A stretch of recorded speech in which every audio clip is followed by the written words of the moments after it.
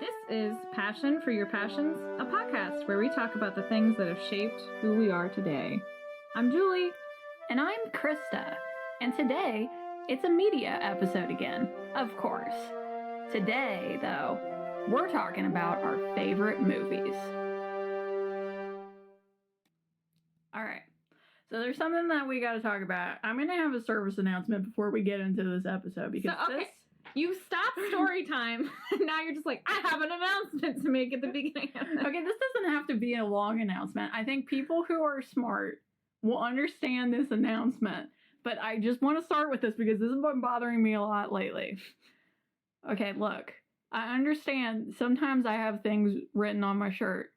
Okay, I also understand that I am a lady, and that, you know, they're not small. And I'm going to tell you, anytime, a girl, boy, whatever, cat, if you're reading my shirt, I think you're looking at my boobs. Did you do that? Is that what I did earlier? Because I was looking at your shirt, and then you're like, I have an announcement. I'm like, what? It wasn't just because of that. It did also happen earlier, and this has been happening to me a significant amount lately. And I'm just like, just don't do it, guys. Like, if I'm wearing a shirt and it has words on it, just don't. Ask me about it if you feel like it, but just ignore it. It's just for me. I just pull it out and then let them read it. And I just assume they're trying to read my shirt, and I pull it out and look at them, so either they feel awkward or they go, oh.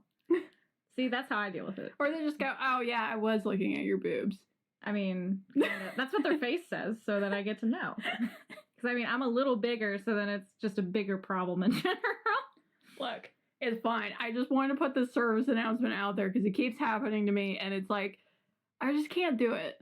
That's it. Stop looking at my shirt boobs. That's the whole service announcement. That's our whole code open. We're talking about movies, our favorite ones. Yeah. This is a good energy to start on.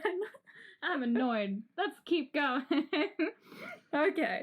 So we want to talk about movies, and particularly our favorite ones, which I don't think I guess at this point we haven't talked about movies at all because we did TV comedies, and I think we kind of briefly touched on movie comedies in there, but we haven't talked about our favorite movies, so that's what this is. Right, and I want to preface before you guys know my list and my reasoning and so on and so forth, which I will get into. Krista said it was surprising this wasn't on there, and it's because it's implied. Lord of the Rings is my favorite series of all time, so that's not technically on my list because it's like the Neil Peart of movies where I'm like, you don't have to say it. It's the best one. So, like, before anyone goes, I thought you loved Lord of the Rings. I love it so much, I don't need to say it anymore. Like, it's just part of me. So, before anyone gets mad at me, because even Krista was like, why isn't that on there? I wasn't mad about it. I was just surprised. Because Julie, so we'll get into this here in a minute, but Julie's got, like, a very specific way that she does this. And so, when she was, like, going through it with me, I was like, I'm confused. Like, there doesn't seem to be, like, a section for Lord of the Rings. Am I missing something? And then she was like, oh, it's just implied. It's part of my heart. It's fine. I don't need to say it anymore. Okay. So just to kind of start this off before we get into the juicy bits, do we want to talk about just, like, how we feel about movies in general? Like, what are our personal tastes? What do we think makes a good movie? What do we think makes a bad movie? Well, we already went over that we just don't like comedies anymore. So I don't think we need to go into that. Obviously, Kristen and I watch comedies. We're just having a hard time finding ones that we like that are not old. So other than that, I mean, personally, I watch everything. I do have certain preferences. Like with horror movies, I do prefer the funny ones are the based on true story ones because those ones actually bother me. But otherwise, like, I'm not that picky. I have to be in the mood for a lot of genres, but I have, like, a favorite movie of every genre, so, I mean. Yeah, I know, like, we kind of differ. Well, I mean, you have some things, too. I mean, like, you could say, I guess, that I'm tame. I don't know if I'm that tame, because I don't necessarily have a problem with horror. I don't tend to like it, but that's just because I don't like torture porn. And a lot of horrors tend to fall in that category. I like things I think it's like I like things if they're, like, more psychological, but, like, not in the psychological way where they're gonna fuck me up. Because I am very visual. It's a weird thing about me, but like sometimes even stuff that's not scary, but it's like super visual will bother me. I'm exactly the same way. Okay. So, yeah, people ask me, because horror movies won't bother me at all. Like, what? What is that supposed to bother me? I laugh when it gets bloody and gory and horrific while people are sitting there covering their eyes. I'm laughing. Like, that's the kind of person I am. But it's imagery. There's certain imagery that even on non-horror movies, I'm like, well, now I'm haunted. Thank you. Like, I think we've talked about it. Signs? That stupid videotape of like the kids' party where the alien walks. I am still haunted by that to this day. Like, yeah. I don't know what it was about that. And apparently I'm not alone. Apparently a lot of people got bothered by that. That's weird. Yeah, I brought it up and people are like, oh my God, I know what you're talking about. I'm like, yes, it haunts me. Like, I don't understand. Like, and so there'll be things like that. And like the new It movies, I thought I'd be fine. And I'm in the theater to watch the first one. And I see his eyes light up and then his teeth and his voice. And I went, I think I need to leave. I think I need to go because I'm going to see those eyes when I'm driving and I'm going to have a problem. Like, I don't think I can handle this. Oh, yeah. And so, like, one of the problems that I'll have, I mean, okay, I already have issues sleeping. I'm a really bad sleeper. But if I watch, like, a movie that's very visual, I will have major problems sleeping. You gotta watch a Disney movie after. Yeah. Or watch it during the day. Like, and I think the things that bother me most are things that are sensory. So, like, if it's, like, something particular where, like, they're making a big point out of, like, feeling or, like, tasting. Or, like, you hear the texture when they touch it kind of thing. Yeah, that kind of stuff. Like, it just, like, will stay in me and I'll keep thinking about it. And so that tends to be why I don't like horror. I will admit, I do like funny horrors. Like, I actually love Tucker and Dale vs. Evil. It's one of the greatest movies of all time. I love that. That is one of my favorites. The other thing that I don't particularly like, and I think that this does kind of go with what I was just talking about, I don't like really sad movies. That's because, like, it does, like, it really affects me. I think it just is because I'm this type of person. So, like, what I'm talking about here is, like, the movies where the point is to make you feel like the dregs of humanity. Precious. Yeah, or Moonlight. I didn't watch Moonlight, but this is the reason why I didn't watch Moonlight. Or, I don't know, there was, like, another one that came out at the same time, and it was, like, oh, that's what it's called, Manchester by the Sea. Everybody who was talking about that movie, it came out around the same time as Moonlight, but everybody who's talking about that movie, they're like, oh, this is, like, the best movie ever. But then when they describe the plot, they're like, this will make you feel like absolute shit, but it is the best movie. And I'm like, I'm not watching that movie. If Moonlight's what I think it is that with, I think it's, like, about gay guys, and it's, like, during the 80s or something, and it's sad from that perspective. It's supposed to be a fairly sad movie, but I didn't watch it because that's just not a thing that I enjoy. I'm fine with people who enjoy that. And so, like, the other thing I will mention, just, like, kind of about this in general, I like it more when movies just have all these things. I don't necessarily like it when a movie just focuses on it, because, like, I'm fine with a movie being somewhat sad. I just don't want it to be so sad that, like, all I think about for 2 weeks is how much I hate myself. I don't take it that seriously. I like sad movies that have movement, is what I put it. Like, I'll keep using Precious because it's just the one that people know and it comes to mind. That's just, hey, so you started pretty low. Let's keep going. We're never going up the hill. Like, it just keeps going down. Like, every second you think something good could happen, it doesn't. And I think sad movies need to have movement where, like, it makes it sadder in a way, but it doesn't make you sad the entire time, where it has an uplifting moment where there's hope, there's a chance, and then they cut you down. That I'm fine with. That I can do. I like movies to have a point. Whatever that point is, I like movies to have a point. And with that one, the point of it was to be like, look how shitty this is. Isn't this so shitty? And to me, that's not enough of a point. Like, what am I supposed to do with that information? I can't do anything. It's one thing if you show how shitty it is and then try to put in, like, steps towards fixing it and showing me how to do those steps. Yeah. That's not what they did. They literally were just like, no, you need to know how shitty life is. Like, okay, that's not conducive to what we're doing. Like, and I will say, people do like these movies. So, yeah. You know. We're not saying we don't like you. Me. I just tend to like things that are more, like, rounded, that are, like, complex, essentially. So, like, you know, it can have sad moments, it can have happy moments, it can have, I mean, like you said, I think ultimately I do like my stories to have a point of some kind, whatever that's going to be. The other thing is too, is I do tend to like movies that are bittersweet. I don't think I actually have any on here though, but that is something that I like.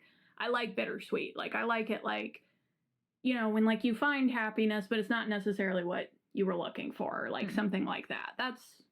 That is something that I like. And so it's kind of one of those where it's like, oh, that kind of sucks, but like, okay, I get it. Yeah. I think, well, with my taste in movies kind of goes back and forth. I do like the well-rounded movies that's like, everything in this was just like so well done and I love this concept. And then I sometimes just like movies that are just what they are.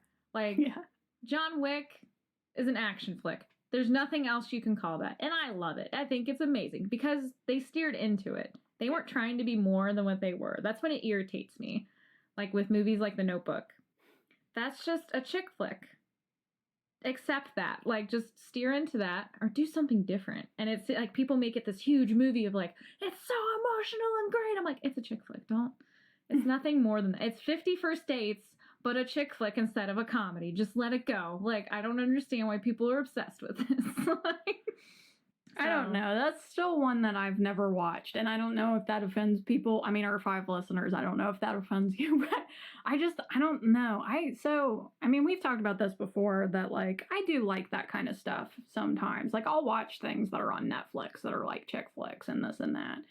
I wouldn't like necessarily say they're normally like my favorite movies. It's normally for me just like, I'm in a mood. They're kind of garbagey. I just want something to be on. I want to be entertained for like an hour and a half. Mine's when I'm emotional because I'm like, well, I don't seem nearly as emotional as these bitches, so it makes me feel better. But I like Rachel McAdams, so I watch pretty much anything with her in it, and she's in a lot of those Nicholas Sparks movies, so I've seen most of them. Anyway, we should move on. Yeah. So, okay. So we should, before we get into this, because I'm going to just kind of make this quick. And if you have like some things that you want to talk about, like movies that didn't make this cut, you can do that too, because that's kind of what I'm going to get into here. I'm going to start with, for me, this is a hard topic, just to say top 3 favorite movies. I'm just going to put it up top. These are not my top 3 favorite movies. I messed up already. So by the way, I'm a liar. We're just going to pretend that it is, though, because for me, movies are so fluid. Like, I don't know why I have this issue, and I think it's because I'm a critic, and I always hate to say that, but it's true. Like, I am the type of person where I am looking for the perfect something. I don't really know, like, why, but, like, I feel that way about books. I feel that way about movies. Like, I don't know why. Like, I'm just, like, looking for this perfect experience. It's been very rare that it's happened. I will say, probably one of the ones that it has happened in for me is Fellowship of the Rings, which, just so you guys know, that's my favorite movie. The reason why I'm not going to talk about it today is because in, like, 2 weeks from now, we're going to spend a whole episode talking about Lord of the Rings. Not going to talk about it here and waste your time. Go listen to that episode. Or patiently wait if you happen to be in those 2 weeks or patiently waiting. The other one, which I finally decided was my second favorite movie, is Pride and Prejudice. I had to put that on here because I watch this movie like once a year. I was thinking about it and I'm like, yeah, that's probably one of my favorite movies. I watch that once a year. I don't watch hardly any movies repeated except for Lord of the Rings and Pride and Prejudice. But also, I just talked about Pride and Prejudice. So what we're going to do for me is I'm going to talk about 5, 4, and 3. And we're just going to pretend that it's all fine. But 2 is Pride and Prejudice. Number 1 is Fellowship, Lord of the Rings. So I have a much different method than Krista. I don't know why. I think we might have an episode about this, but I think it might be because I'm usually single. And so then I have to have answers to very specific questions on dates and like, because of who I am as a person. And so people always ask, so what are some of your favorite music? What's some of your favorite movies? Instead of being like, well, I don't know. I go, okay, here's number 1, 2, 3, 4. Like I have an answer. That's just who I am. So like I have a set of rules specifically designed for my favorite movies. And there's no genre repeats. With the top 5, you can't have genre repeats because, I mean, then we'll just all be comic books or sci-fi, like whatever genre is your favorite. So that's one rule I put. 2, 4 and 5 are always moving around. 4 and 5 are kind of like mood or change ups, but 1, 2, and 3 are almost always the same. I did not recently, like years ago, it seems recent, I had to change up with my music. My top 5 favorite bands, number 3 had to change because like the last 3 albums that they came out, I hated. So I was like, I gotta demote you, man. Like, I'm sorry, you let me down. So do you want to say what your 5 and 4 are currently?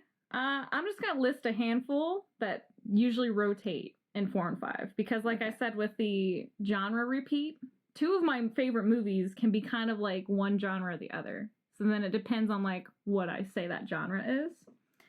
So of like my 4 and 5, I'll just list them off real quick, even though I probably should sit down and talk about them. Like chick flick, Easy A. That's almost always number 4. That's a great movie. It's a great movie. Shrek is almost always like my animated favorite movie.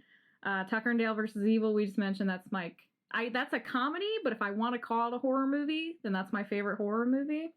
Swiss Army Man is my favorite drama, if that's what you want to call it. It's also kind of indie film comedy.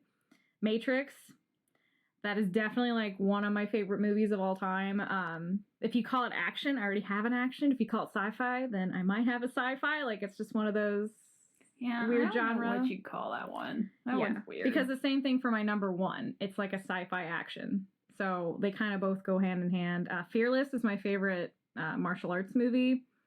Stardust is my favorite fantasy movie. And then Minority Report is another, like, is this action or is this sci-fi? Like, depending on what I'm talking about. And last but not least, is Shawshank Redemption would be my favorite drama if, like, Swiss Army Man is considered a comedy or however you want to put it. So that's why I have a long list where it's like, well, it depends on how you do my rules with the genres. Like, so here's that. Well, not mentioning the ones that I already just mentioned. I mean, I've talked before about Big Fish.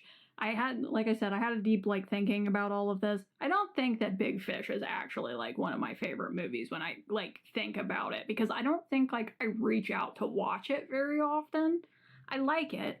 It's a good movie. It's one I like to recommend to people if they haven't seen it. I don't hate it. I certainly could rewatch it. It's just, it's not one that, for whatever reason, I'm like, yeah, I'll watch Big Fish. I rewatch movies a lot more than you. There's movies I watch every month. Like, that's just... And then you think it's hilarious that I've just, like, on repeat watch Man of Steel. And you're like, you even like that movie? I'm like, eh. I mean, I like it. It's not in my top 10 or anything. Yeah, I don't know why. I watch a lot of movies, actually. But, like, a lot of times I do tend to watch new movies. I mean, there are ones that I rewatch. I rewatch Lord of the Rings a lot.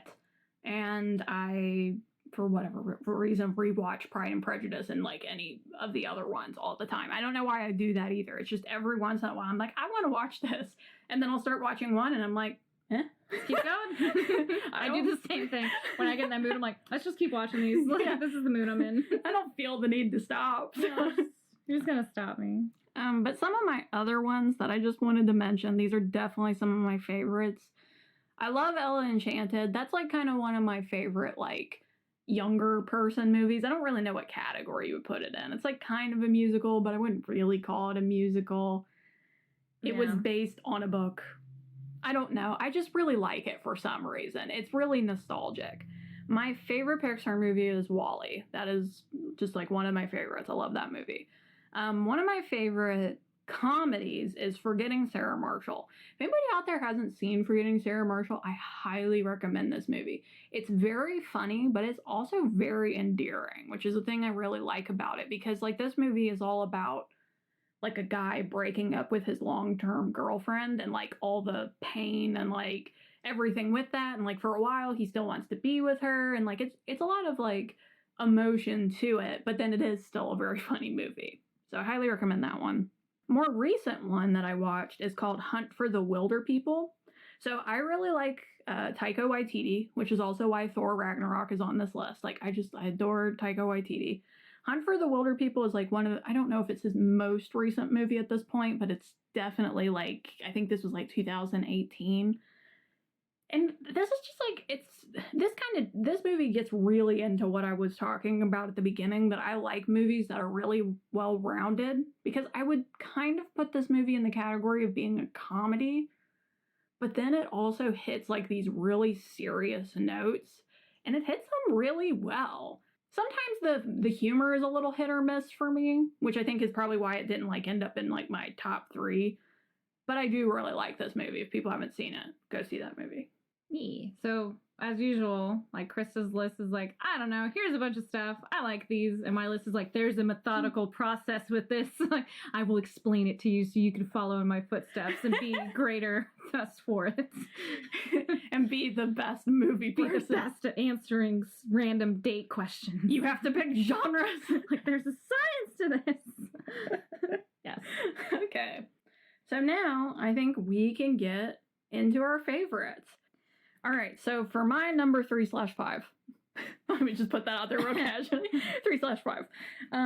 My 3/5 is Howl's Moving Castle. This is kind of a very weird one for me because I feel like this is one where technically, like if you ask me this technically, probably Spirited Away is the better Hayao Miyazaki movie, but I just like this one more.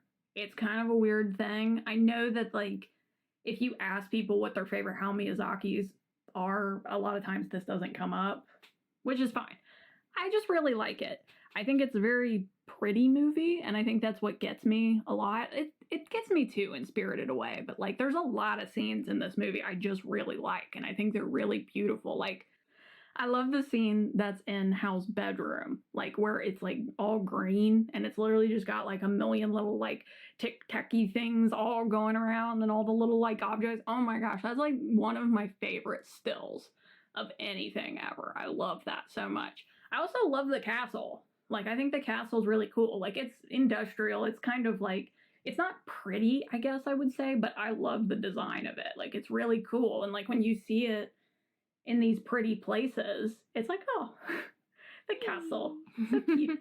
And I mean, of course I love Calcifer. That's definitely part of it. And oh, the other part of this I was going to mention too is I think I do really relate to Sophie, which is part of it. So like I could understand like maybe why some people wouldn't like Sophie. She's kind of weird, and I get that. I love Sophie because I'm so used to the, especially in those kinds of movies where the main character is just like, like, woe's me, and she's just like, I'll just roll with it. She's just like, oh, shut up, and like just roll. Like I love Sophie. I think she's hilarious. She just one day wakes up and is like 80 years old, and she goes, all right then. Yeah, yeah. I was gonna get into that. Like the basic plot. Just that I'm not gonna get like way into the plot, but like the basic plot is there's like this young girl. She's like 18, something along those lines.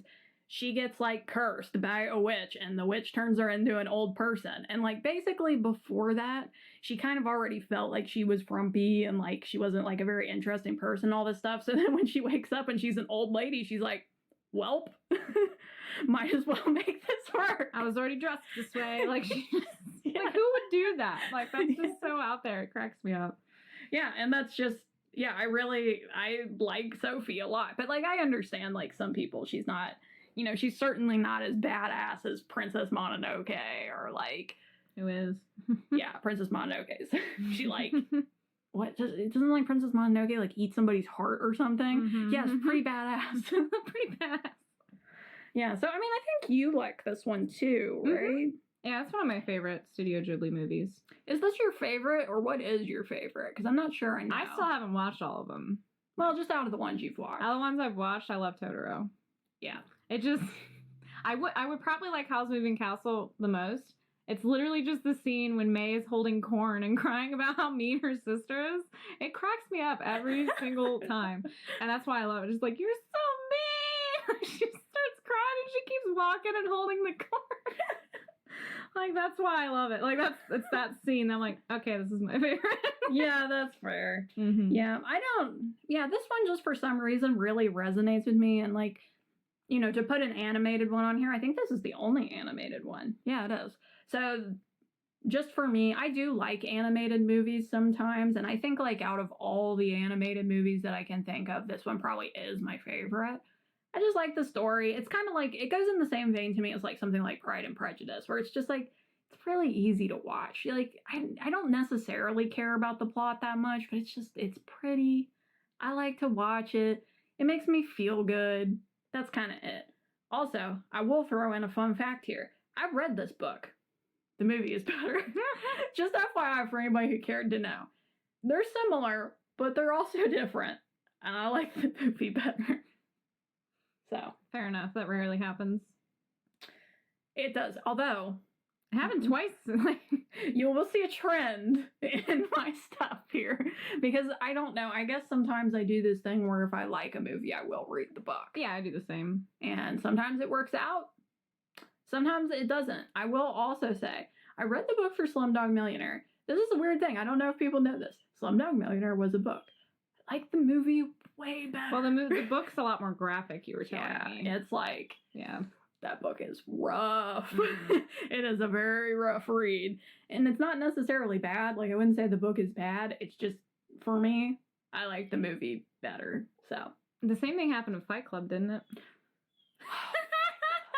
Okay, here's the thing about Fight Club. Fight Club is more, I don't know. Fight Club to me even just kind of seems weird as a book. Like, for anybody who has actually watched Fight Club, like, I feel like just the premise of it is strange to do in a book because, like, I don't know. Who cares? I'm going to spoil this movie. Who cares? Like, the whole thing with, like, he's Tyler Durden. Like, I feel like at a certain point you have to realize, like, that you don't know the main character's name in a book. Mm-hmm. You know? Like, because you're reading it. Like, it's different than when you're watching a movie because, like, you can kind of, like, just, like, you know, dissociate from it a little bit. But, like, you're reading the ding-dang book. So, like, you're going to realize, like, hey, it's been, like, 100 pages and this guy's still he. Do I know his Should name? I know his name? Should I flip back and, like, Did I miss it? But then, yeah, also the other thing is it's very graphic in a very unpleasant way. And I know that that's kind of the point, but I just thought the movie was more palatable for it. Like, whereas in the book, I was like, I don't need to know about this. I don't care. That's cool. So, Can I skip this? yeah. All right. Your turn. You take one. Okay. So my actual third favorite movie is The Dark Knight. My foyer is Dark Knight themed paint-wise. This is almost perfect. My top 3 movies I would consider are perfect movies, one way or another. This one is so close. Literally the only flaw is fucking Christian Bale's voice when he's Batman. Which we just did, the Christian Bale. Yeah. Because Hal is Christian Bale. Yeah, so we got it back to back. Okay. Anyway, continue. Yeah, it's like, I'm not wearing hockey pants. Shut the fuck up. Like it. Why doesn't he just have a voice changer? I don't know. Okay, that's my whole point. Is he's a perfect Bruce Wayne, and like this is what my mom says about Batman. He has to have a pretty mouth. So like he does. So that works. And I get like I'm like it makes sense because that's what you see. But it's just a weird way to put it, Mom. But anyway. So he does everything else perfectly. Like, I think Christian Bale's a really good actor, even if he is kind of an asshole. But, like, why the voice? And literally every other fan feels the same way, where they're just like, why, man? Why? Other than that one little detail, this movie's perfect. The music is Hans Zimmer, which is my favorite score composer. All of this got Gary Oldman, which is one of my favorite actors. So these are just details that are personal to me. Like, you should know these people are great. And then everything that, like, Heath Ledger, that's his best role. Like, it's so amazing. The fluidity of, like, how the scenes go together, the color. Even, like, I remember watching a behind the scenes, and the director was like, I want to flip a semi. And everybody's like, cool, we could do it in, like, the effects. And they're like, no, I want to flip a semi. Like, and so that's that whole part where, like, they're doing the cross ropes with the motorcycle and stuff. And it just, like, flips that semi up on its top. That's real. Like, they did that. Oh, this is Nolan, right? Yeah, this is Christopher Nolan. Yeah, because he's notorious for that. Because apparently he did that in Inception, too. Like, there's very little CGI in Inception. So, like, there's that one scene where Joseph Gordon-Levitt's doing, like, the going around to the building, and the buildings, like, that is not CGI. Yeah. Like, he was actually, they had him on wires. They were, like, flipping the building around. Yeah. So, yeah, Christopher Nolan. He does crazy shit. Like... Which I did want to say something along the lines of this. I want to talk about Marvel Infinity War for like half a second. I think Marvel Infinity War, specifically the first part, not the second part, that's a whole long conversation for later. We're just talking about the first part. Is one of the greatest movie experiences I've ever had. Like, seeing that in theaters and being a part of that is one of, like, the highlights of my life. That being said, I don't think it's the best comic book movie, because it's not as good if you don't watch the other 20 some movies. Like, that's what makes it so good, is you're essentially watching like 100+ hour sequence come to an end. While Batman the Dark Knight, you can watch it by itself and it's still amazing. Like, it's still a really good movie just standing alone. You don't even have to watch the first one. In fact, I think it's better if you don't watch the first one even. Yeah, it's confusing. The girl dies. Or wait, no, she doesn't die, she's different. She asks for too much money is what she did. So she's not the same girl. Not the same. So she doesn't even look that similar. Well, if you ask me which one did I enjoy more, I guess technically it would be Infinity War in theaters. But that one just doesn't have the quality by itself as much as this one. And that's why this one wins over that one. As a standalone, it just doesn't measure up by comparison. So that's my 2 cents on why this is a better comic book movie than the Infinity War movie is. Yeah. Yeah. I don't know if I have like way too much to say about this one, just because I feel very neutral about this movie. There's definitely aspects I like about this movie, but like when it comes to superheroes and stuff, I don't tend to like the serious ones that much. I can. I think what bothers me in this movie is like I wish there was a bit more emotion. I think that's because like for example, like because I was talking with my husband about this the other day, like The Boys. Like, I don't know if you watch The Boys, but like The Boys is like super violent, super serious, like all this kind of stuff. But I do like that one. And I think like the reason is because there's all these moments where it's like fucked up shit is happening and I'm gonna like have a moment. And like Christian Bale doesn't really ever do that. And like I get like the point is, you know, he's been Batman for a while. He's like used to it, this and that. It's just I think that for me would work a little bit better rather than it's just like, nah, I'm serious. Well, they have like the other characters be very emotional by comparison, because that's supposed to be part of, Batman's like, I'm super intelligent and don't have any emotion. So that's why they have like Two-Face show that he's turned because of emotion. And that's also why they don't show as much emotion in Joker, because Joker's supposed to be like Batman's perfect arch nemesis. Yeah. When Batman always plays on emotion and does that kind of weakness, he can't do that with Joker, which is kind of the concept. So I think that was intentional. They made Alfred emotional. They even made Rachel a little bit emotional half the time. Harvey was emotional. Gordon was super emotional throughout the whole thing. So I think, like, I'm going to tell you you're wrong. No, I mean, that's my argument. It's your opinion. I think, like, I don't know. Like, there's other superhero movies that, for me, I like better. Shazam. But, like, I get it. I don't think I would put Shazam up that. I do like Shazam, but like, I mean, I put Thor Ragnarok on here. I mean, and I don't even necessarily think that that's because it's funny. It just so happens that movie really, there's a few parts in Thor Ragnarok that really get me. Like the stupid part with the fucking snake and him stabbing Thor and like, that part. I like how they just throw it in there. Like, it's not even important in any way. He just says it. Yeah, it's not, but it's so perfect. Because he was just like, yeah, he's a bastard. He just like, he stabbed me once. Like, one time he just turned into a snake. And he knows I love snakes. I went up there and then he got up and he stabbed me. And he's like, stab. And I was like, ah. But anyway, like, it's not necessarily that I like them to be goofy. It's just, yeah, but I mean, because like, I will say, Heath Ledger, perfect. Like, Heath Ledger was great. I just think that there's, like, some things, like, for me, the way that I am about superheroes, that that Batman saga doesn't, like, quite line up with, like, how I feel about it. Because I like Batman. I like DC. Like, this is, I think, something we've talked about before. I like DC. It's just, I think a lot of, I mean, The Dark Knight excluded, because they figured that out. They got that right. They figured that out. But, like, all the other DC stuff, they've not really, like, because, like, they've done DC TV shows before and things. And it's, like, been, like, okay. Like, it's made sense. Like, did you watch Justice League? Like, the, like, animated one? Yeah. Yeah, like. Those are solid. The animated like, DC they know how to do it. But then it's like, for whatever reason, like in the live ones, it's like they don't understand why people like DC, right, is what it feels like to me. It's not like, I'm not saying Marvel is different from DC. Like, that just is what it is. Like, you can sit here and Xbox fanboy me, PS4 fanboy me all you want. I don't care. They're just different. Whatever. You can like both of them. You can like whatever. I'm just saying, I don't think the people who have been making DC stuff understand why people like DC. They really don't. Okay. So, do you have anything else you want to say about Dark Knight? Or are we moving into It's so great. It's wonderful. I have one last story bit about it. So my brother and I watch a lot of comic book movies in theaters together. And for this one, he had recently gotten married.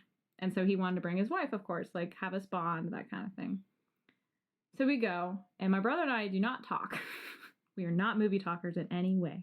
And in fact, in Infinity War, when we went to go see it, the only thing we did is we did gasp when Cap got the hammer. Because what else would you do other than just instantly have, like, an erection, like, just done? Like, it's the best moment ever of my life. So, like, we both went, like, we just gasped, like, oh my God, it's happening. That's the only time either one of us have made a noise in a theater, okay? So, we watched the whole Dark Knight. Don't say a word. And the other thing we do is as soon as it's over, we talk a mile a minute, like, pros, cons, what we loved, all this stuff.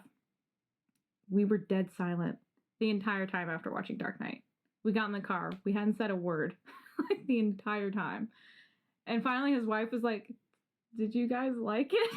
And we went, that was the greatest movie I've ever seen in my life. Like, it was just, that was so good.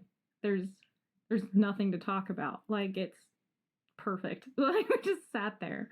Like, it just got so confused his wife. Like, what is happening? Did you two get broken? Like, so yeah, that's my last thing about that. I like that both of you had the exact same rate. Like, it wasn't even like one of you was just like, hey, I want to talk about, that time the Joker stabbed that guy's head through the pencil. I was like, no. No words need to be spoken right now. I don't need to talk about the Joker.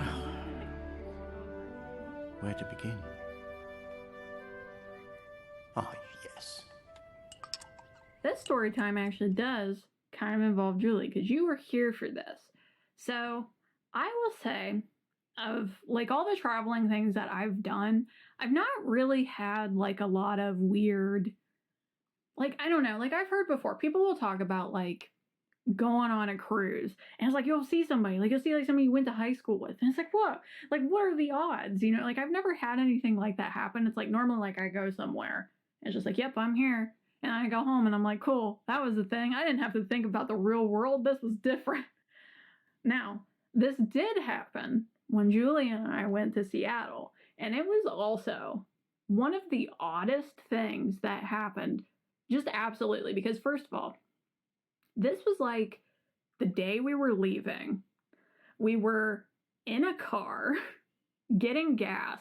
The other person was on the side of the opposite side of the street, and it wasn't like a small street. It was like 4 lanes or something. So, like, they were a distance away, and, like, not a close enough distance that we could have been like, hey, but, like, we both saw this person and we're like, is that XYZ person? Like, that's really weird, especially, like, to just see them, like, just walking down the street and, that sort of thing. We were both, like, in the car, too. So, like, that's another reason why we weren't just like, hey. Yeah. So, like, we would have had to, like, get out of the car and, like, actively, and they were, like, going, like, a different direction and stuff. So, like, it would have been quite a thing to, like, go and say anything to this person. And so, because of all the things that I just aforementioned, we weren't sure that it was this person because we were a distance away, like, and it'd been years. It was weird. We were all the way across the country. It did not make sense on, like, any level. We live in a very small town where most people don't ever move out. Or even vacation. Yeah, or even vacation. Yeah, that too. So then we got on Facebook and looked it up.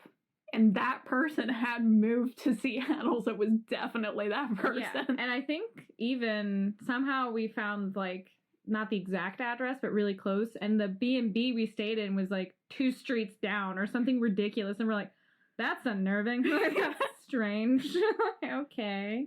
Yeah. And I mean, yeah, I've been thinking about this a lot recently. I don't really know why. And we're getting ready to talk about travel. And I just thought it was a really interesting story, especially just from the fact that Julie and I were both like, wait a minute, that person?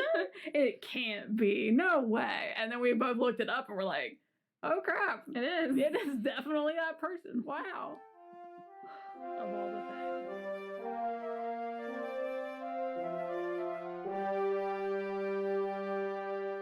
Back to the task at hand. So my second favorite movie. By the way, I wanted to add for these top three, they've been in their place since the movie came out, like essentially, more or less. So my second favorite movie is a movie called Galaxy Quest. Beautiful. It is. There's a documentary about how perfect this movie is. If that's not credibility enough of my standard of taste, I feel like, what else am I going to do? It's literally one of the greatest movies of all time. There's not a single thing I don't like about this movie. There's not even a moment that I go, they could have done this. I love every part of this movie every time I watch it. I never want to skip anything. There's so many stupid details that just make so much more sense, that are just so funny. And the documentary was pointing so many out that I didn't even realize. I went, that's so right. It's down to the frame size. They changed frame size constantly to give you this different perspective. So they'll do it like the superstar of the show will have the widest frame. So it's like, look at everything he has. And then like the B-class actor, who happens to be Alan Rickman, gets like the most narrow frame. Like, it's stupid stuff like that they Really? do. Yeah. And when they do any of the space sequence, they widen it out like in a very specific way. That's the kind of stuff this movie does. It does such small, minute details. So for anyone that doesn't know what I'm talking about, because you don't know me and I haven't like made you watch this, the best way to describe this movie is it's kind of a spoof on Star Trek. The idea is that these characters are in this show called Galaxy Quest that's very much Star Trek-esque. And they're actors, but they get put into a situation that is just like the show, but it's their reality now. So they're actors in the real-life Star Trek, and they have to pretend like they know what they're doing with this alien race and save the planet, kind of a thing. They go to space, like, yeah, it's like that kind of level. Mm-hmm. Yeah, they go to important space. To mention. There's aliens, like, it's this whole bit. And it's the funniest it's a comedy. It's so funny. It's the funniest movie I've like ever seen. And it's Tim Allen, it's Sigourney Weaver, it's Alan Rickman, and it's Monk. I don't know the guy's name. It's Adrian something. It's Monk. And yeah, the Monk guy. The Monk guy. And then a bunch of like minor characters that are now like popular actors and actresses today, like Dwight from The Office is in it. I was watching this the other day and I was like, oh my god, that's Dwight. It's Dwight. He's in it. And it's so great. And then when you watch the documentary, they talk about how a lot of the characters, they just went to the actors like, what do you want to do? Like, and people, that's why it was so good, is because so much of it was so many different people's perspectives and ideas. So it wasn't just a director and a writer and a producer saying, this is what you do. It was like, what do you want to do? Okay, well, I think this guy should talk like this and do this thing, and he's going to have a limp, and he's like, go, like, run with it. That sounds hilarious. Like, let's go. And then even, they didn't want Tim Allen as, like, the main actor. They thought that he wasn't, they wanted, like, a Kirk-esque character, and they didn't think that he would represent that correctly. And they ended up, like, going with, I don't remember why they said they ended up going with him, but they just went, it wouldn't have been the same movie. It wouldn't have been so perfect without every single piece that happened with this. Like, something happened that day and made this perfect movie. And that is definitely how I feel about it. I love that movie. I quote it all the time. I watch it once a month. Like, it is a great, great movie. Yeah, I do really love this movie too. It's not one that like I think about that often, but every time I watch it, I love this movie. Especially Alan Rickman, although it makes me very sad now. So sad. But like, I love his character because he's like basically like this. Like, he went to, like, a professional school, right? He's, like, an English actor, all this kind of stuff. I'm an actor, damn it. And he plays, like, the alien. So, like, the whole time he wears the alien headpiece. He never takes it off. Like, he's just so serious, but it's so funny. And he's got, like, a famous tagline, and, like, he hates saying it. And, like, crap, that's hammer. And then, like, everybody forces him to say it, and it's just... What a savings. Every time Alan Rickman is in, honestly, almost anything, I love him unreasonably because, like, he's so quirky in such a weird way. Like, it's like half the time it's surprising to see him and stuff because he always does like way more than like what you would expect. Like, he's the kind of actor where like you would kind of almost expect him to be one note, but like if you watch some of his movies, he like He plays anything. He'll do like anything. So, yeah. Well, what I love about Alan Rickman is that every character he plays has little pieces to them, like little quirks, little ways they move their face. Like, he really creates a whole person for every role that he does. So, like, for Galaxy Quest, it's a lot of, like, he just sighs so much. He rolls his eyes. He has all this, and then all the headgear. Like, he has to move differently because he has that headgear, and you can see it, like, that he changes. They were talking about in Dogma how he added everything to that character. Or not Dogma, shit. They were talking about Die Hard and how Gruber is such the, like, epic villain, and it's not because of the reason you think. You're like, oh, it's because he's German and all this stuff. No, he has all these little ticks, these little, like, motions. The way he moves his hands is very specific to that character, and that really added such depth to it. So anytime he's in something, it's like, okay, well, he'll be good. Like, even I can watch him, so I'll watch this movie, kind of a thing. Yeah. But this one is just, it's my absolute favorite with him, of course. I do also love actors who are, like, good at being villains in a weird way. Because, like, one is, they're like, likable in a way. So, like, Adam Driver, for example, like, he just pulls it off so well. And even to, like, one of the other ones I always talk about is Ben Barnes, who, he was, like, in Westworld. He was, like, the dark-haired guy with the Lone Ranger type cowboy. I forget what his name was in there. He was Jigsaw. Yeah, I was going to say he's Jigsaw. There we go. I forgot about that. Yes, he was Jigsaw. But, like, he's got this thing and this face and this way of being that you're like, I do want to punch you. Like, this is a lot. Like, you don't have to go this hard, but, like, I believe it. Like, how do you do this? I'm just, perfect, man. Yeah, it's like, so, like, it's like he doesn't have a soul. Leaves his body. Which is very weird because from what I mean, I also understand this with Alan Rickman, but, like, they're very likable people. They're, like, lovely people whenever you watch anything. Like, they just do silly stuff all the time. You're like, you know, they're a cool person, but man, there has to be something dark in them to play those, like, to pull it off in such a way. You have to do some sort of deep understanding of that kind of complexity. Maybe it's like that build, because they are all kind of the same. That, like the angular, dark-haired, dark-eyed. Yeah, angular. Maybe probably. There's something about that, but it's weird because, like, I swear with, like, Ben Barnes particularly, you'll look at him sometimes and it's like, you're evil. Like, this, I don't know how, like, you do that. Like, it's that perfect. Like, you come across like an asshole entirely. And I mean, you know, obviously Alan Rickman does that too. But yes, Galaxy Quest. We agree. Great movie. I do love this movie. I just, I don't think about it that often. That's really why it's not on my list. It's one of my family movies. Like, I have a handful of movies that my whole family, we watched a lot. And by my whole family, I mean my dad insisted upon watching a lot. And this is one of them. This, The Incredibles, Waterworld, Hellboy. Yeah, those are my dad's favorite movies. The Day After Tomorrow. He loves The Incredibles. Pirates of the Caribbean, the first one. Okay. Yeah, those are all, like, my dad's favorite movies. That's fair. That was a weird time in movie history because, like, I feel like that movie was very good. It was made to be, like, for all ages, and everybody was just like, yeah, everyone loved sunk their teeth into that, and they were like, and it was the weirdest thing too because I don't think Disney thought that was gonna do good. No, they didn't. And then it did good, and it's like, that was okay. Cool. Money. Let's go.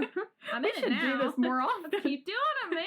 You had more written, right? Let's go. Okay. All right. So should I talk about my next one? I mean, your number 4. Yeah, my number 4/2. 4/2. Okay. All right. So I'm going to talk about The Edge of Tomorrow. This is a very weird one, but I don't know why. I really like this movie. It's a very strange one. And I think part of the reason I like this movie so much is maybe like the small bit of hipster in me. Not a lot of people have seen this movie. And I think it's like one of those, like it kind of feels like one of those ones where I can enjoy it. And it's like just for me. Opinion, yeah. Yeah. And so this one is a weird one where it's the kind of thing where, like, if I explain it, a lot of people will probably be like, what are you talking about? This sounds really stupid. It's like essentially a sci-fi Groundhog Day scenario. And I say Groundhog Day scenario because it's like a day that keeps repeating. That's what I mean when I'm saying that. And it sounds really weird, but for me, I don't know why I really like this dumb trope. It's one of those things where, like, pretty much any time that I can think of that people have put this in things, I like it. I don't know why. Like, there's just something about the repeating the day thing. Because, like, another one I watched, I think it came out in 2020, and I think I told you about this one, is Palm Spring. It's on Hulu, and it's it's another Groundhog Day scenario. Maybe I should, like, explain some of these. So, like, Groundhog Day scenarios, they don't always, like, have to be the same thing, right? So, like, in Groundhog Day, it's very specific. He is repeating one day over and over. There's, like, not really a lot of rules either. It's just, like, he repeats this day. And then I guess eventually he falls in love. And for some reason that breaks the curse. It's bizarre. Then in, like, The Edge of Tomorrow is a sci-fi. And so, like, the way that they do this Groundhog Day scenario is essentially it's, like, attached to an alien species. The basic premise of this movie is there's, like, this alien species. I don't remember what the year is, but it's sometime in the future. This alien species comes to Earth, and they are basically just wrecking shit. Like, they are doing so good. They've, like, basically won every single battle they've ever done. Like, people, they cannot win against them. And so essentially, the main character, who is Tom Cruise, is, like, on the day where the aliens are going to destroy the world. Like, that is what is about to happen. And he lives through that day and then accidentally kills a weird alien. After he kills that weird alien, he starts repeating this day, like, that the end of the world is going to happen. And it's interesting because there do end up being a lot of rules behind this because, like, essentially it's, like, a power that the aliens have. So, like, the whole thing is, like, he has to figure out, like, how to end this time loop and then also, like, end the aliens so that way the world doesn't get destroyed. And it's just, like, it's a cool action movie. And there's also, like, weirdly funny moments in it. Also, Emily Blunt is in this movie. It is this weird movie that nobody has really ever seen. And I swear, I just really like this movie. But just getting back to my last point, and then I'll kind of stop with this. Palm Spring, which is also another Groundhog Day scenario. I will just kind of mention. This one is, like, kind of like Groundhog's Day, but then also kind of mixed with Edge of Tomorrow because, like, in that one, there are more rules. It's, like, kind of like Groundhog's Day if there were rules. Like, there's, like, they give, like, a reason behind why it's happening. It's not just, like, I don't know, man, you were an asshole. Just, like, relive this day until you fall in love. Like, what? How does that make any sense? No, there's, like, science. They give, like, a scientific reason behind it. And the thing I like about that one is, like, specifically, like, a difference of opinion because, like, you have the one character and he's kind of like a layabout, doesn't really care about life, kind of goofy kind of guy. And he's like, I just live the same day. There's no consequences. Like, why wouldn't I like that? Whereas the one girl, basically, because of the setup, keeps reliving the worst day of her life. And so, like, for her, it's like, no, I want to get out of this. I think I remember either previews or something. I have a question for you, but I need to look at something. Okay. Secret question. Secret question. Okay. So, okay. You were just saying you pretty much always like this Groundhog Day, like, whatever it is, you like the idea. Mm-hmm. Do you know there's a horror movie series with the same concept? She keeps dying in horrific ways and then wakes up and has to do it again, has to figure out, like, not to get killed that way. Like a video game is what I think of it as more. I saw, like, trailers for this. Yeah, it's called Happy Death Day. Okay. There are, like, technically 4 of them. It says there's, like, these 4 movies have time loops. The Incident, well, there's 46 movies that have time. Shit. 12 Days of Christmas. Okay. What? 12:01 p.m.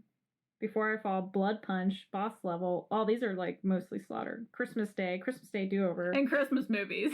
Yeah. Edge of Tomorrow, The Endless, The Fair, Final. We need to just watch marathon, like, let's loop a marathon of looper movies. Like, have you seen this movie? The Edge of Tomorrow? No. You, like, had me borrow it, and then I watched What We Do in the Shadows, and then not. Yeah. It really is a weird one. I don't know why. I just, like, it is a good action movie, too. What? We gotta watch this one. What? Coco de Coco Da. What? Came out in 2019. A struggling couple on a camping trip is caught in a time loop where they are tormented by a group of fairy tale characters. What is this?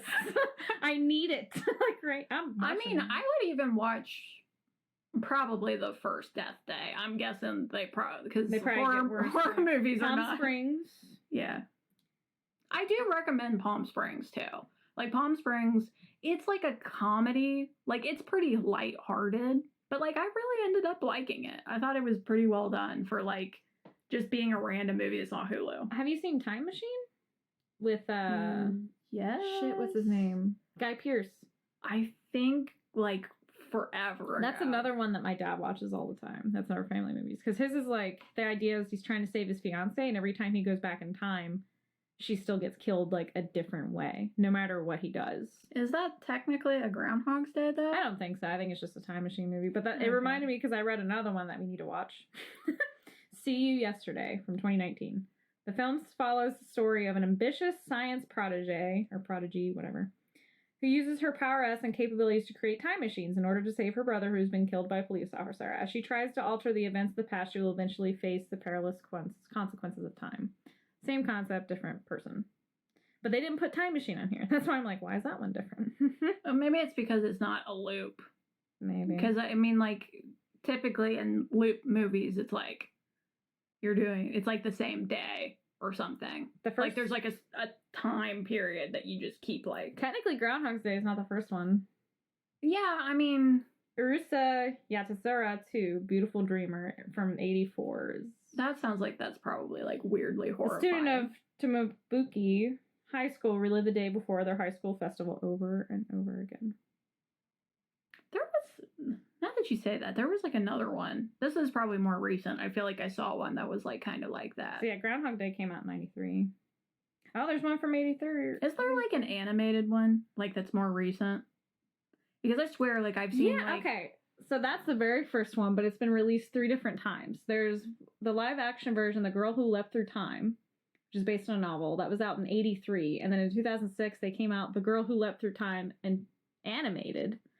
And then in 2010, they came out with The Girl Who Leapt Through Time live-action again. So that's, like, the first one. Okay. Who accidentally gains the ability to time travel, who she experiments with attempts to alter past, leading her journey through multiple time loops. Yeah. Who created this? I gotta spend all this time. Somebody like me. Yeah, like, because I don't know what it is, but, like, this is just, I think I do. It's weird. I like time stuff. I know a lot of people don't. I know, like, they're like, it's kind of cheesy. It's kind of stupid. Like, whatever. Like, it wouldn't really happen. Whatever. It's like, none of that matters to me. I don't care. I just find it interesting. I like the concept of it. I like the concept of, like, you know, like, trying to do things, but, like, not wanting to have consequences. Or even, like, I think the thing that I like about the Groundhog's Day scenario is, like, the people learn. Yeah. Like, they slowly become, like, an advanced human, basically, because it's, like, like, you start to know everything. Like, you know, like, where people are going to step, like, what their favorite drinks are. Like, you just know everything about everybody. And that's just, I don't know. I just find that interesting. No, I like time movies, and like, Looper is one of my favorite movies. I love Looper. I mean, I love Joseph Gordon-Levitt and Bruce Willis, so it's kind of gonna happen. Fair. But also, it's just interesting. And, like, especially how it ends, like, him having the realization he does and then changing the time loop, like, the way he did. I like all of that. I love, it's haunting, but I love the scene where they're chasing that guy down and they catch his younger self. Yeah. That, I mean, it's haunting, but, like, so interesting. Especially when they're, like, go to this, like, all of it is just, like, like, it's just, like, but I don't know. I think it is kind of creepy. Like you said, like, it's, like, creepy in a way, because it's, like, it's hard to, it's just, like, you can, like, do stuff and, like, fuck with stuff, and then, like, people aren't gonna know, you know? Because, like, even, like, in Groundhog's Day, like, he does even some of that kind of stuff where, like, towards the end, like, it's, like, he'll, like, catch people, or, like, he'll, like, go and, like, play the piano for somebody, and they're like, it's my favorite song, and, like, how'd you know that? And, like, it's just, it is, like, kind of creepy in a way. But and then, well, even too, like the thing that is kind of, I mean, I don't necessarily, like I said, I'm not like a big Groundhog's Day fan, but like one of the things that's like weird about Groundhog's Day is like they've said before that like he probably lived years like in that loop. So like towards the end of it, he does like start to get pretty insane essentially. And like there's like all these times where like he tries to kill himself and like it doesn't happen. And like, yeah, that movie is like, I think darker than what people may realize that it is. And I don't know. I like that kind of creep factor. I haven't seen. Get it? Okay, it's over. Psych. So yeah, you should watch this one since you said that you haven't seen it, because I do really like it, and I think like the premise is different. It's not like a heavy movie. It's like an action movie, but it's got like a touch of comedy in it, and then it's got this Groundhog's Day thing.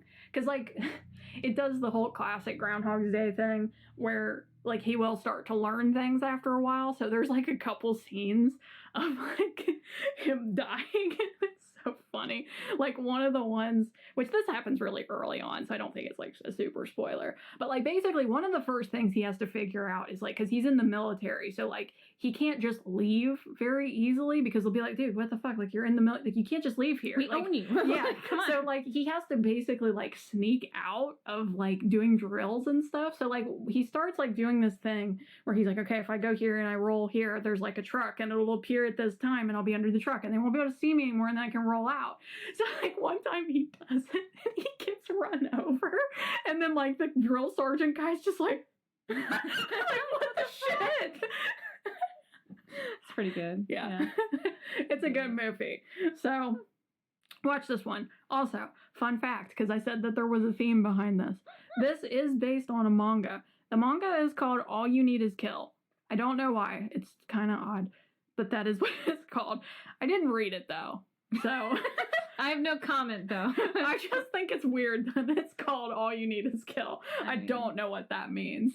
It could mean anything. I also don't know why they decided to make an American movie with Tom Cruise as the lead for this Japanese manga.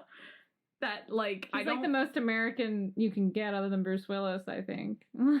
It's also like, as far as I'm aware, not a very popular manga. I've never heard of anybody who's read this before.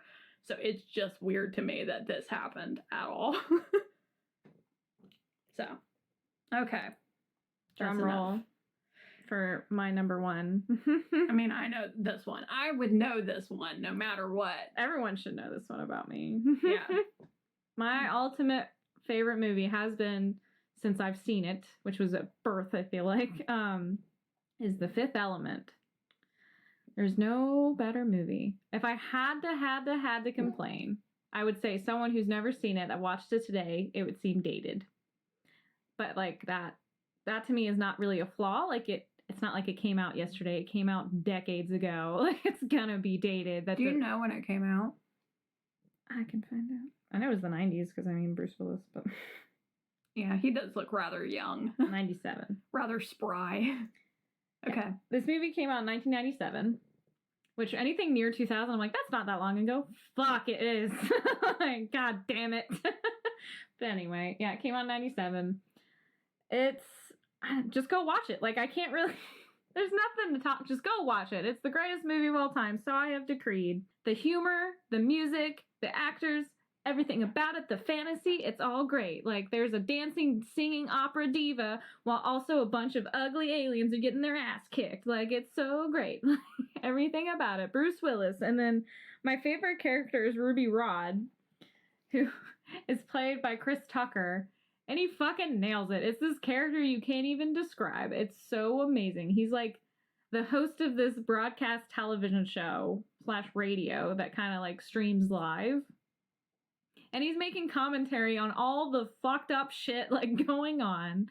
And he's serious. He's completely serious, but all of it just sounds like a joke because he's some sort of like broadcast thing. So he just goes on like, come on, man. Like, what you doing? Like, just how he talks is so hilarious, even though you know 100% he's terrified and like wanting to die, essentially. So yeah, I can't really say anything bad or like particular about this movie. Everything about it I love, from the moment it starts to the moment it ends. Like it's another one of those, I don't want to skip any scenes, because there's so many movies you watch that when you've seen this scene 100 times, you just go, and you kind of get distracted or you skip it or do. No, with this movie, it's like, no, I like every scene for one reason or another. There's something to it. Yeah, this one, I would definitely put this movie in the category of sci-fi fantasy. Like, it's very fantastical in a lot of ways. So, like, I don't know. Sometimes that is confusing about genres sometimes because, like, there's different kinds of sci-fis. And, like, a lot of times I tend to like the true sci-fis, which, like, I think, like, the way I've always heard, like, a true sci-fi defined is, like, essentially what if, and then, like the what if is, like, supposed to be somewhat small. So, like, for example, you could think of, like, The Fly. Because, like, The Fly is, like, essentially, like, what if you had this horrible thing happen to you that maybe could? Like, that's essentially the what if. And, like, I do tend to like those movies. But then, like, there's another level up where it's, like, sci-fi adventure, which might be something like the Star Trek movies. Like, it's sci-fi, yeah.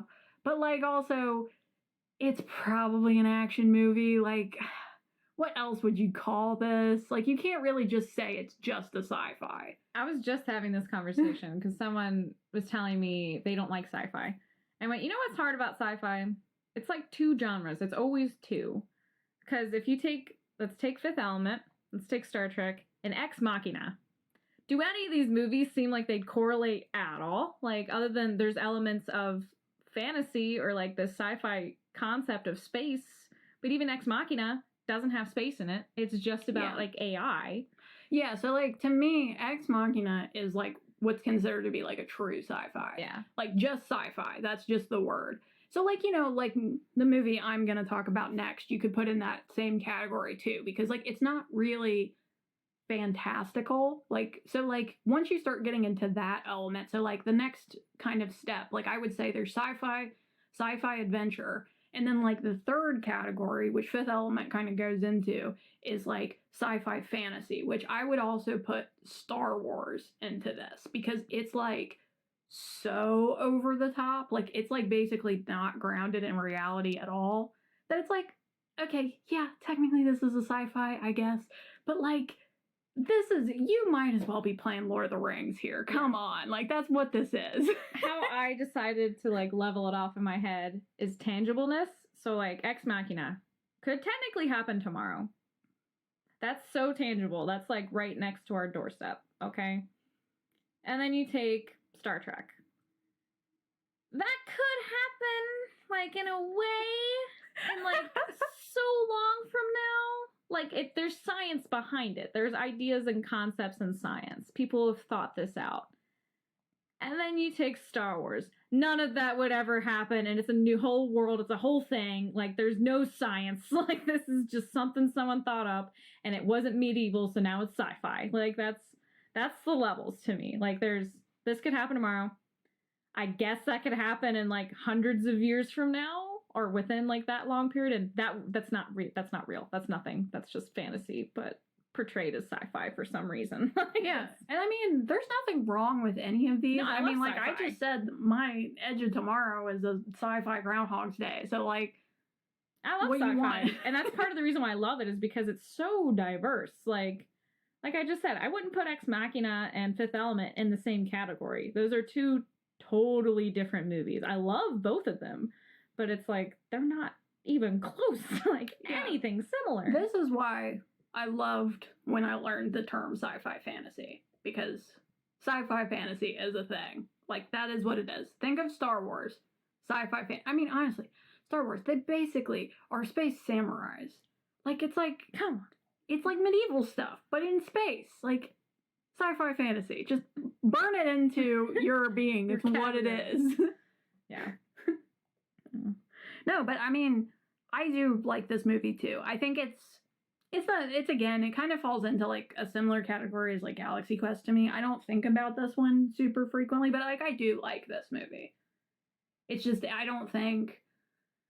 probably didn't watch this movie until I was around you. So, like, had that effect on people. I don't know. When I was younger, I feel like we watched a lot of weird movies. Like, I feel like when I think of the movies I think of from my childhood, like, they all kind of like fell into like a certain kind of category, and there weren't like a lot of things that were out of that category. Like I would say we watched some, like, because we watched Star Wars and we watched Lord of the Rings, but like most of everything else that we watched was like kind of a comedy, like the generic comedies for that time period. It wasn't like, I don't feel like I watched like a lot of groundbreaking movies when I was a kid. They were all kind of crappy. I watched all the movies. Well, what's funny is, well, last thing I'll say about Fifth Element before I go on a tangent is it also has Gary Oldman in it. So 2 for 3 of my top 3 movies is Gary Oldman. That means something. He's the man. But my brothers and I were actually talking about this because my brothers and I, as you've mentioned, because it blows your mind, love WWE and WWF. And my brothers actually were talking about how that started. Do you know who started that? My mother. Really? It was Tyson was supposed to be in a fight. Like he had a fight going. And she wanted to surf the channels to find his fight. And we ended up on like WWF. And then my brothers were like, this is glorious. And then that's like what started it. We started watching that. So all of this kind of stuff, my mom used to watch Star Trek. She used to watch Xena, like all this stuff. So we watched so many diverse things just because she'd be like, yeah, we're going to watch this. And I'm like, okay, Mom, like just sit and watch it. That's also why I've never watched horror movies, because she will not watch those. That's her one, like, like, it's not a thing. So she'll watch a horror movie with me, which I find the funniest thing in the world. And we accidentally have seen, like, 3 horror movies that were like, this seems good. This is not okay. Like, why are we here? Mother always surprises She's me. So strange. She always surprises me. People think I'm just weird, like, that I just came up with this shit. She created me, okay? This is all her fault. You told me that she was a Trekkie, and I was like, whoa. So wait, like, here's, I guess, like, kind of a weird question I don't know the answer to. Does she like Lord of the Rings? Yeah. Okay. I don't feel like I've ever heard you talk about it. Well, she doesn't. Context of her. She doesn't love it. Like, she's not like us. She can't read the books. She can't do any of that kind of stuff. Honestly, I think Star Wars and Star Trek are, like, her thing. Like, she's obsessed with The Mandalorian. Absolutely obsessed. She's watched it, like, 10 times. And then she also loves Adam Driver, so then she liked the new Star Wars movie. She's not a snob, I guess is the way to put it. She just likes to sit there and enjoy it. So there's a lot of movies she watches that I'm like, why? This is terrible. She's got a niche. She does. And then she's been trying to convince me, which people might yell at me for, I've never seen The Godfathers.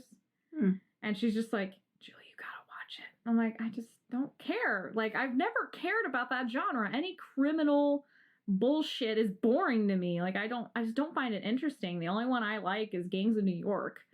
Like, the rest of them, I'm just like, I don't give a fuck. Like, don't spend 20 minutes showing me a car and the velvet in it with your dramatic classical music. I don't care. Like, it's just a funny thing I probably should have said at the beginning, but like, cowboy or westerns, I'll say westerns, like criminal boss movies, heist movies, all of that genre, they have to be the top of their game. They have to be the best version of that genre, or I just don't give a shit. Like, it's such a boring subject to me. It's been overdone for so long. There's nothing new about it.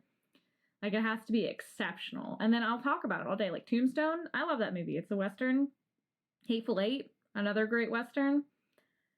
Those are it. Like, I'm sure there's like maybe 5 more that I would say, yeah, those are great. Do you like Ocean's 11? I've never had an interest in seeing them. That's fine. It's probably too late for you. Yeah, like, I missed that train. Like, yeah, it would be weird for you to watch it now. I don't know. Yeah, I don't know, like, if I particularly go after heist movies. I do like it when it's, well, actually, wait a minute. I really like The Italian Job. That's a really weird one that I like, actually, because that's another one. I wouldn't recommend people watch that movie because it's bizarre. But I do really like that. I don't know if it's like something that like I go for, but if it's there, it doesn't bother me. But westerns, I don't. It's not something I typically go for. I love Tombstone, but Val Kilmer is the boss in it, so it's fine. And then I told you that miniseries, The Ballad of Buster Scruggs. I love those. Like, oh right, yeah, I should watch that actually. Yeah, it's really good. That's my favorite shows. I found out, right? Like, at least lately, how you love the Groundhog Day looping. My favorite shows are the ones that have the bit episodes that have no correlation to each other. Yeah. Where it's like every episode's a completely different concept. I love any version of it. Like, I've been watching all of those. But I digress. So now that my number 1 movie has been revealed, we can reveal Krista's number 3. Number 3. Actual 3. Actual 3. Okay. Well, 1, 3. But no, never. Okay. So my number 3 is The Martian. But it's sci-fi.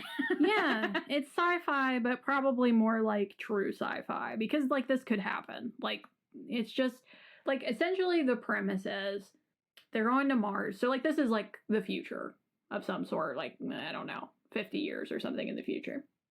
They go to Mars. It's like a 5-team thing.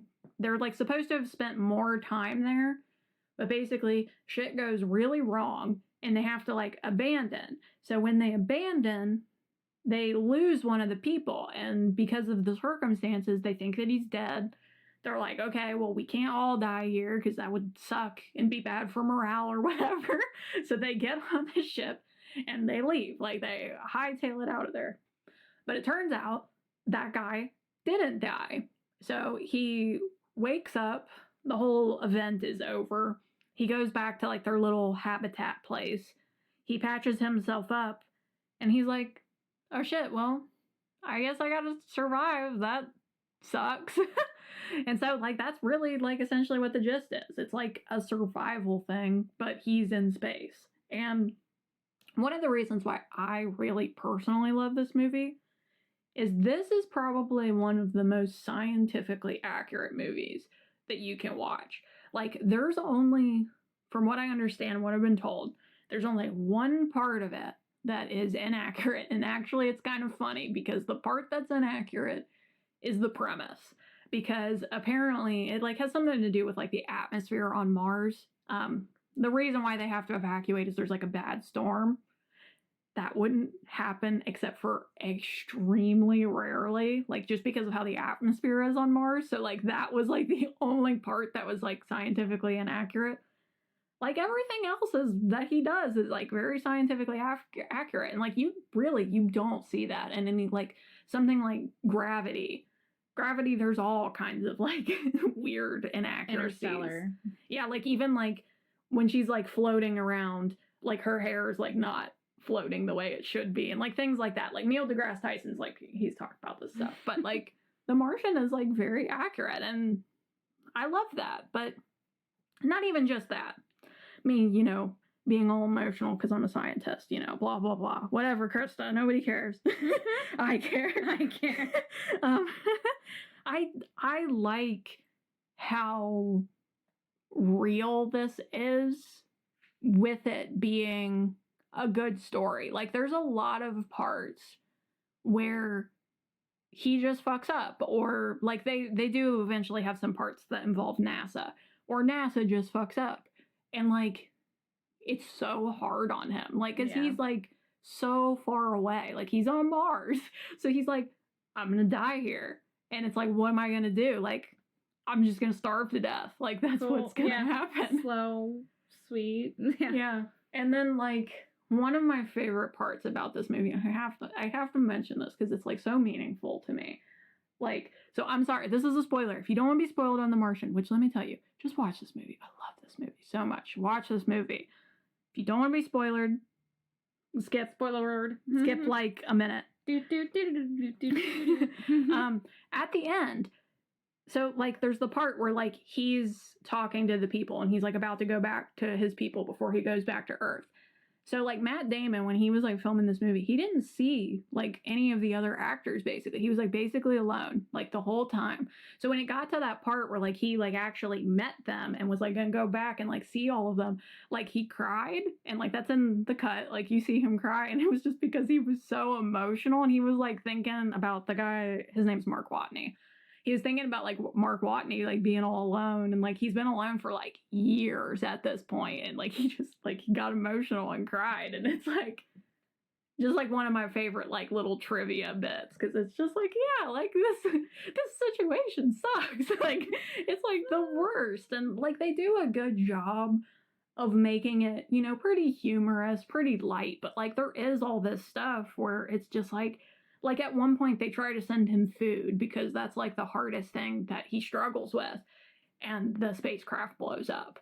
and he just like, I think he like destroys some shit or something, and he's just like, I'm gonna die out here. That's it. There's like, I can't survive out here forever. And like, it's just one of these movies that every time I watch it, it just like, it makes me feel a lot of different emotions, like being a scientist and like, you know, the idea of being on Mars and like how hard it would be, like if you got in that situation. And like, you know, these are the kind of things, like stuff like this happens sometimes. Like, you know, when people go on scientific missions, you can't sacrifice everybody for one person. So then you get left behind and then you gotta either figure it out or die. And yeah, it's hard. It's hard, man. Yeah. No, there's, as a would-be scientist, I guess, like in my youth or whatever, there's a specific mission on Mass Effect that makes me feel the same way. Because it's like, I always thought I would struggle if I did anything intense with the whole like line of humanity, like what is inhuman and inhumane versus what is worth the science. Because so many of our like evolutions and vast discoveries were done out of cruelty. Like it's stuff that you can't do today, but without that we wouldn't have the knowledge we have kind of concept. And they do a whole mission in Mass Effect about it that always upsets me. Like it always just to my core, like, man, because the idea is like there's this, it's essentially an autistic kid who can talk to these synthetics that are an actual species. And so they do experiments on him, like gruesome, invasive experiments, and they basically treat him like he's an animal to have these like huge breakthroughs. Like technically on paper it's worth it, but then you see what the person became and like what happens to them, and then you're like, is it actually worth it? And what even makes that more intense is the main head scientist is the guy's brother, like doing it to him. And you have to make him realize, like, this is fucked up. Like, and it's easy, you know, from an outer perspective, just be like, dude. When you're in the thick of it and you realize, like, what it has advanced, like, how many people have died because we didn't have the science and that kind of, like, logic behind it. It's such a hard concept to, like, get over. Did you play The Last of Us? Yeah. Okay. Yeah, because that's like the Last of Us thing, kind of. Because, like, so, like, it's weird. I don't really super like The Last of Us. I'm not a big zombie person. I know that that's kind of weird, but I'm just not. It's just, I don't like the themes that come up in zombie stuff. And look, don't at me. There's two ways that zombie movies end. Everybody dies or they find a cure. It's just, that's what's going to happen. Anyway, the thing I do like about The Last of Us, though, is the ending. And it is that part of, like, you know, like, they have the girl, which, okay, again, spoilers. Sorry, we're just being very emotional. I don't know what to tell you. But they have the girl. And, like, basically, it's like, she could be the cure. But, like, in order for us to find out if she is the cure, like, we'd have to kill her. Like, because we need her brain, essentially. Like, that's what's going to happen. But, like, we could make all of this end. Like, this horror show could be over. And then the main character, the guy who you're playing, is like, no.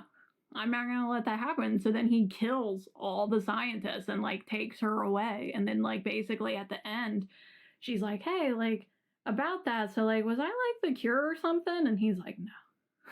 Just straight blank lies to her about it. And it's like, yeah, that shit's hard. That shit's really hard. But it's like, things are easy on paper from, like, an outer perspective. But when you get into the thick of it, it's not black and white. It's not just... And how I've made this argument with people, because when we talk logical stuff, they're like, well, emotions aren't part of the argument.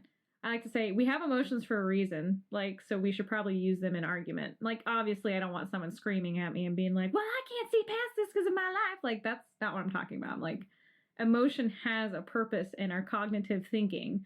Like, it's supposed to be intuitive and part of it. You can't just always cut it. Like, it's there for a reason. And that's kind of how this works, where...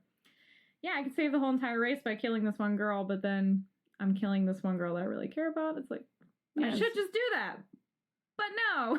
Yeah. And it's hard. And I mean, like, okay, yeah, there's been plenty of things that have done this poorly. Like, this is not always a concept that is done well. Like, there's plenty of movies where, like, it's done and it's whatever. But, like, the times when people get it right, it's like, yeah like, this is hard. This is a hard concept. Yeah. So, yeah. Have you, I guess with us just kind of ending this, have you seen The Martian? Yeah. I thought I hated Matt Damon for a while. Oh, okay. Because I absolutely can't stand Ben Affleck at all in any way. So, like, they were always together when they were younger. Yeah. And so then any Matt Damon movie I try to watch would have that piece of shit in it. And I'd just be like, I hate this movie. This movie's terrible. Other than Dogma because Alan Rickman. But, so I just thought for the longest time, yeah, I don't like Matt Damon. Like, I don't get it. And I can't remember what, it might have, I don't know if it was that movie. I know it was a more recent one, like, because he's diverted from Ben in past years. I don't know if it was that one or, like, I can't think of any of his other movies right now. But I watched some entirely. But it might have been, is he in Good Will Hunting with Robin Williams? Yeah, he is. But so is Ben Affleck. Yeah. Here, So- let's look up Matt Damon. Why not? Why not? Let's look up classic American actor Matt Damon. Apparently he's gonna be Thor in Thor: Love and Thunder. Oh wait, because he was Thor, wasn't he? Yeah, he was Thor in, Oh my like, the God. bit. That got me. Which apparently he, so like, asked for that. Like, he hard. wanted it so much. That got me so hard when that happened, by the way, because, like, I was watching it and I was staring at him for a while, and then I was like, that's Matt Damon, isn't it? Why is he in this movie? Okay. It might have been The Martian. I think it is. That He was in Interstellar, which was weird because Interstellar and The Martian came out around The Brothers same time. Grimm Oh, yeah, he is in that. Yeah, he's one of the brothers. and The Good Shepherd. That's another one I liked. He's also in Happy Feet, too, in case you were worried. And Spirit Way and Pun. And I don't remember what he does in Ponyo. Oh yeah, and he's in 30 Rock. He's my God, Carol, the he's pilot. my favorite. Yeah, I he love lasted him a lot longer than I thought he would. He was One of perfect, my though. freaking favorite line. Oh my God, he has like two of my favorite lines in this show.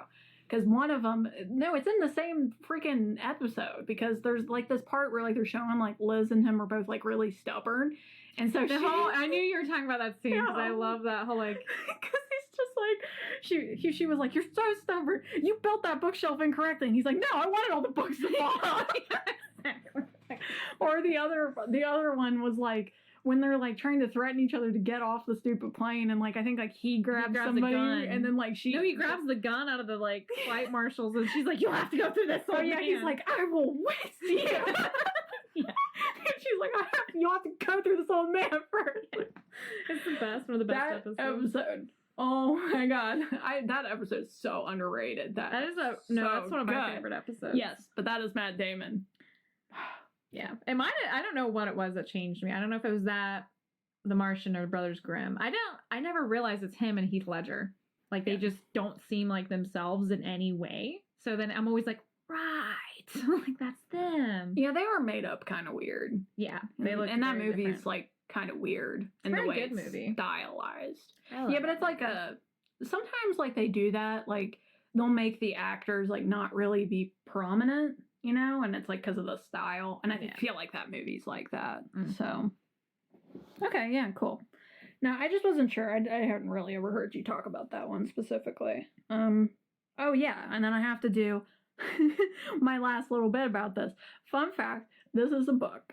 This is a book by Andy Weir. Actually, one of the things I do like about this book is Andy Weir he worked at NASA. So like there is a reason why this movie is very legit. And basically, I think he just really liked sci-fi. And he was like, I'm going to write a book for fun. It like blew up and became majorly successful. So, you know, good for him. But I will say, I think the movie is better. It's not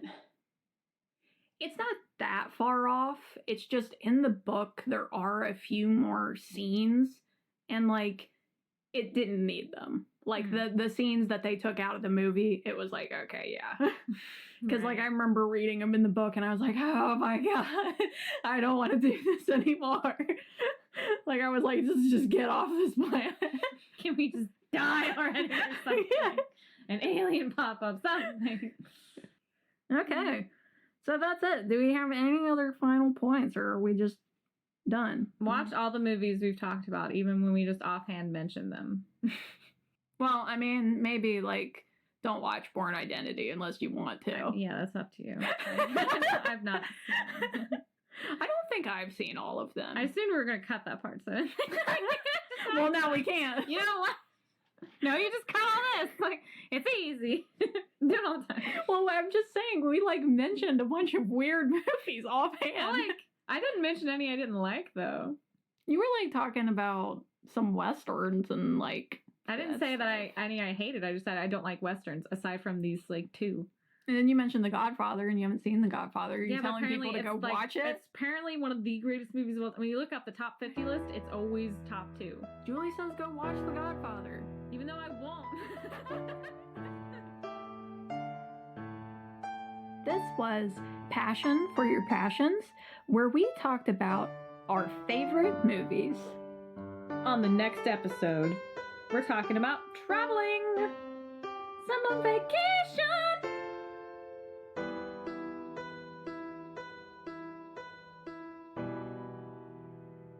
Listen to my mother, because I don't feel like it.